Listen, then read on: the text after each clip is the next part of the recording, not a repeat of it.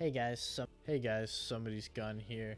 Today we're going to be breaking down Mitr0 from week 1 of FNCS. Hopefully this video will help you going into today's Cash Cup, or if you are playing in week 2 FNCS, hopefully this gameplay helps you as well. But let's dive right into it and see what we got. In my last video, we talked about how sneaking was important. We'll see this again here with Mitr0 as he quickly hits snagged for 3 shots, uses a nice RPG play, and then because he has the grappler is able to quickly push and finish this fight. Now, the 2 major things we should take away from this, because not everyone's gonna have shark loot, is 1, sneaking is the meta. Sneaking is the meta. I'm repeating it again because it is important. You should be looking to sneak players to get kills, start fights that way. Additionally, that RPG play is something that most people probably don't use. So in the future, feel free to learn how you can RPG into a box almost without issue. One thing we see Mitr0 doing fairly consistently is taking advantage of players that still have to rotate into zone. He will often block off any other angles besides those that are going to be in the air or rotating into zone, while he shoots them and gets easy tags on people who cannot look back, whether they're in the air or they're looking to make a rotate and getting punished from other players. This helps him weaken the rest of the lobby, which is not only good for him, but the rest of the players. You need to do things like this in order to give yourself a chance to win, because other players are also looking to do similar things, such as take height, go for elims, and if they have the materials and the health to do so, they will do it. But if you go ahead, do your work early, quote unquote grief them to make sure that they can't do certain things throughout the game, that'll help you as the game progresses. So we see him doing this again here. Obviously he's trying to get a kill, but he can't get the kill. A couple tags, even forcing players to build a couple walls is going to work. And here's where I think the most useful pad is. So a pad on to the front side of 6 moving. Even Mitr0, who has the grappler, is going to look to pad to the front side of 6 moving. So 6 zone, first moving, sorry. That should help clarify that. But I think it's the most value, as I don't have pure statistics to back this up, but I do believe the most materials are used on this rotate, as it's very close quarters. Many people are close to one another. Going to be looking for pressure, tags, and then you're also going to have players that are desperate looking for elims on the low ground and maybe even above you. So being able to pad from 7th or from 5th to 6th is going to save you a lot of materials that you can definitely use later on in the game. So what we'll see here is, again, Mitr0 looking to punish people that are rotating in. He does not get that. Now he's going for a height play. And this was not necessarily his grappler. His grappler takes him, allows him to retake height, but doesn't necessarily give him the ability to take height. He does that through jumping on a player, which I may or may not recommend. That's going to be up to you and your boldness. Works out for Mitr0. Not going to say it'll always work out for you. But we'll see him on height, and I'm throwing 3 distinct pieces that you need in order to succeed in a game. Now, Mitr0 won't win this. He'll come in 2nd. But in order to win and succeed in this meta of Fortnite, you need one of 3 things. That's either floppers, a power weapon, which is RPG, minigun, or any of the mythics, or launch pads. And as you see, Mitr0 has almost all of those besides floppers. So this is going to give him a very good advantage and going to give him the pieces to succeed in this meta. Obviously, He could have just grabbed extra floppers right there, but decides not to. He's got a pretty sick loadout as is. And the height play now here is just pressure below. Try and find the players.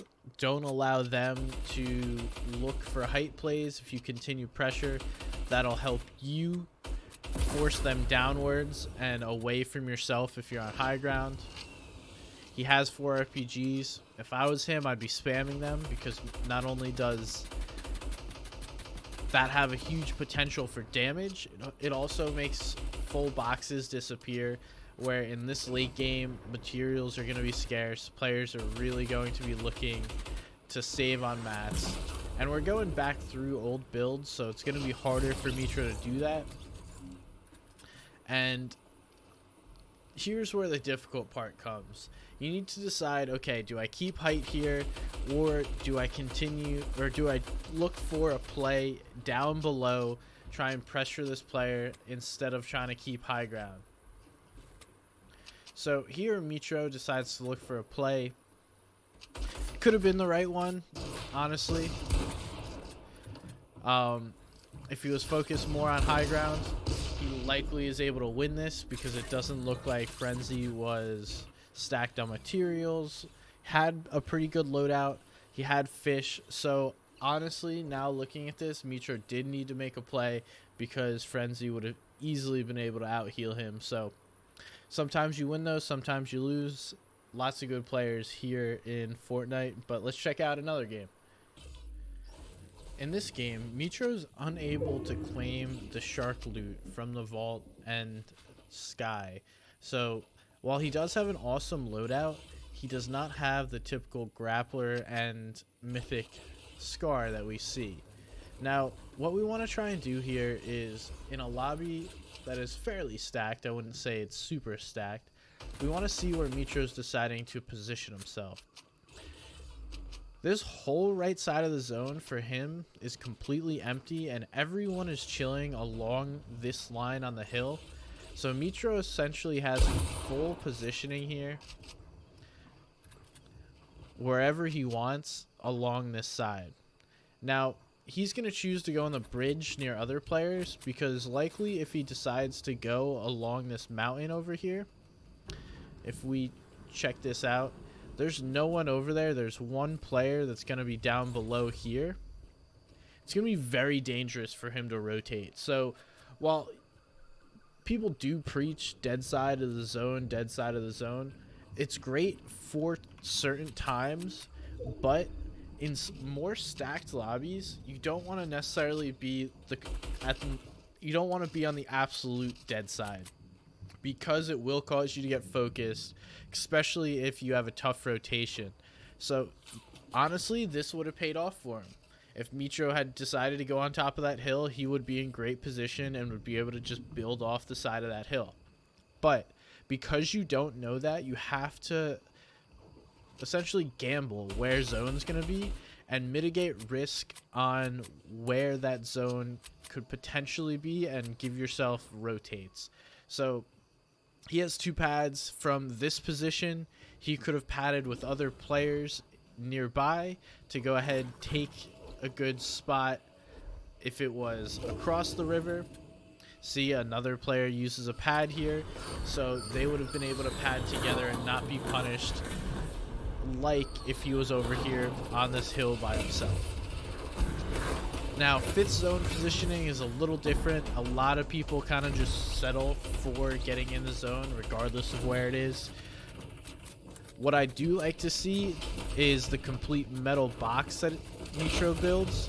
That's definitely what I would recommend from 4th forward. Again, I've said this before. Tunnel in wood on the front side if you're not going to be pressured. Tunnel and brick if you are going to feel some pressure, and then box up in metal when you need to. Obviously, you can tunnel in metal and should at certain points in the game when you're running low on other materials, because you don't want to use just one material. But I would always recommend, if possible, boxing up in these 4th through, let's say, 7th zone in that metal. That way you're protected. The only thing you have to worry about is getting heavy sniped into your box, but most players shouldn't be doing that considering they have no vision into this box with fully built metal. Now, if I had to guess, Mitr0's likely going to be padding here to this next zone. It's going to pull across the river once again. He does pad here, and like I talked about earlier from the first game we watched, he gets front side of 6 moving, which is the big money for the pads, where you're going to get most value out of that pad to save materials. And again, he's looking back to punish players rotating in zone. I don't know if he's going to be able to get anyone here, but that is consistent from his play. Always likes to get ahead of zone and then look back. Definitely something I would recommend, as he gets jumped in a box right here. Luckily he's Mitr0 and can make plays like that. But when you're constantly looking back to punish the front side, or punish the back side of a moving zone or a 5th zone, you're going to be able to get elims. Maybe it's not every game, but most games you should at bare minimum be able to get tags. And again, just weaken players. Give yourself placement points by killing people or helping others kill people.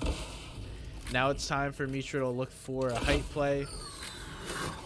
Just something that's really key to winning games. He has that RPG, which is going to be the power weapon. He used his jump pads to give him positioning.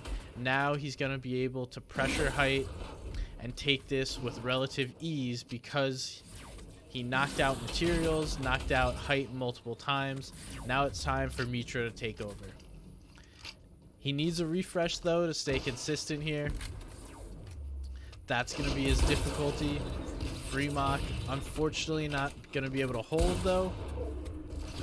And the grappler goes to Mitr0, and he sure as hell knows what to do with it. So immediately on height, if I'm Mitr0 here, I make sure my AR is fully loaded, and I just fire this RPG over and over and over again until I'm out of rockets.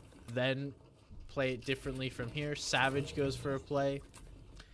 Since Mitr0 has no builds, he's going to have to slow this down, look differently. He cannot try and be a hero and try and win this in a build fight. But he does have the grappler, so he can continue to force Mr. Savage to lose materials and then eventually go for the elim as he does there. Now this is just going to be clinical height play. He's getting on the front side. 2 players fighting in zone. And the continued pressure should give Mitr0 an easy elim here.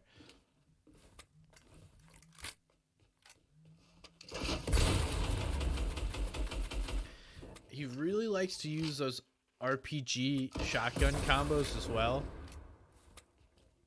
Which, if you know where the player is, or at least if you know what box he's in, you're going to be able to get, at bare minimum, some damage.